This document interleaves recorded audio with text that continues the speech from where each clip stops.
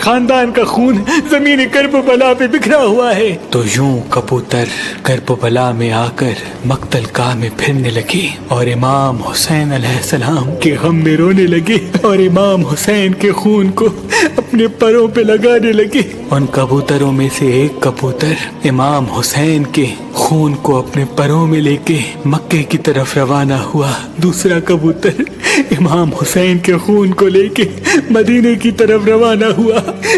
السلام علیکم ورحمۃ اللہ وبرکاتہ۔ دوستو، آپ لوگ کیسے ہیں؟ امید کرتا ہوں کہ آپ لوگ خیریت سے ہوں گے۔ آج ہم ویڈیو لے کر آئے ہیں امام حسین کی شہادت کے بعد کیا ہوا، اور ساتھ میں ایک کبوتر کی واقعہ بھی سنیں گے، جو کبوتر اپنے پر میں امام حسین کے خون لگا کر جب مکہ اور مدینہ شریف گئے اس کے بعد کیا ہوا اور اس خون کا کتنا فائدہ ہوا۔ آئیے ہم اس ویڈیو میں جانتے ہیں۔ اس ویڈیو کو ہم اور آپ اچھی نیت کے ساتھ اسٹارٹ کرتے ہیں۔ ویڈیو کو لائک کریں، چینل کو سبسکرائب کریں اور شیئر ضرور کریں۔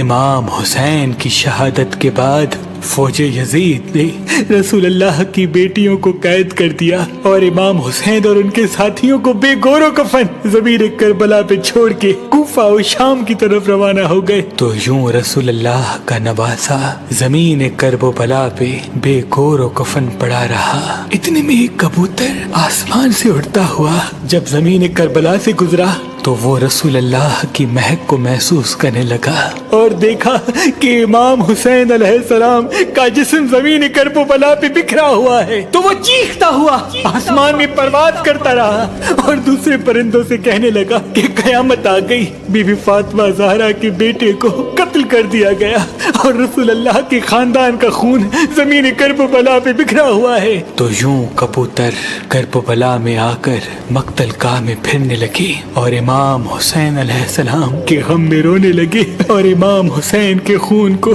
اپنے پروں پہ لگانے لگے۔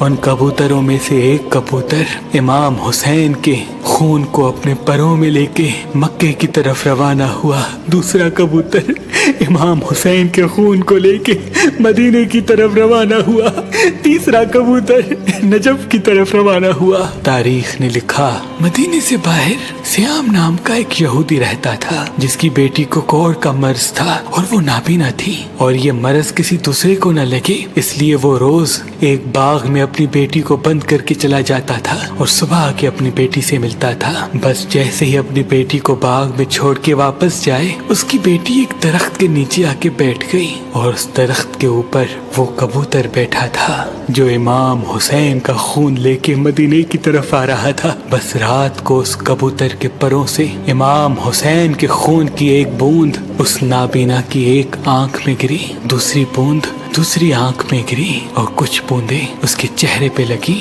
اللہ پاک کے فضل و کرم سے وہ نابینا دیکھنے لگی اور اس کا مرض اللہ نے امام حسین کے صدقے ختم کر دیا۔ بس جیسے ہی صبح اس کا بابا آئے تو وہ باغ میں ادھر ادھر دیکھے، پوچھنے لگے کہ میری بیٹی کہاں ہے۔ اتنے میں اس کی بیٹی آ کے کہنے لگی اے میرے بابا، دیکھو میری آنکھیں صحیح ہو گئیں، میرا جسم صحیح ہو گیا، میری بیماری ختم ہو گئی۔ اس کے بابا نے پوچھا یہ کیسے ہوا؟ اس کی بیٹی رو کے کہنے لگی بابا، جس درخت کے نیچے میں سو رہی تھی اس کے اوپر ایک کبوتر بیٹھا تھا جو پوری رات روتا رہا اور اس کا خون میرے جسم پہ گرتا رہا۔ بس جیسے ہی میں نے آنکھیں کھول کے دیکھنا چاہا تب سے مجھے ہر چیز نظر آ رہی ہے۔ اس شخص نے معلوم کیا تو اس کو معلوم ہوا کہ امام حسین علیہ السلام کا قتل ہو گیا اور اس کبوتر کے پروں میں امام حسین کا خون لگا ہوا تھا، جس کے معجزے سے اس کی بیٹی کو شفا ملی۔ وہ رسول اللہ پہ ایمان لے کے آیا اور مسلمان بن کے اپنی زندگی گزارنے لگا۔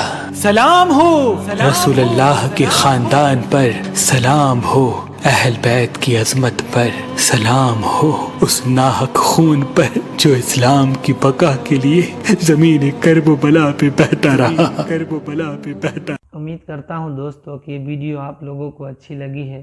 اگر اچھی لگی ہے تو ویڈیو کو لائک کریے، چینل کو سبسکرائب کریے۔ ہم پھر ملیں گے اسی طرح کے واقعہ کے ساتھ اگلے ویڈیو میں۔ السلام علیکم ورحمۃ اللہ وبرکاتہ۔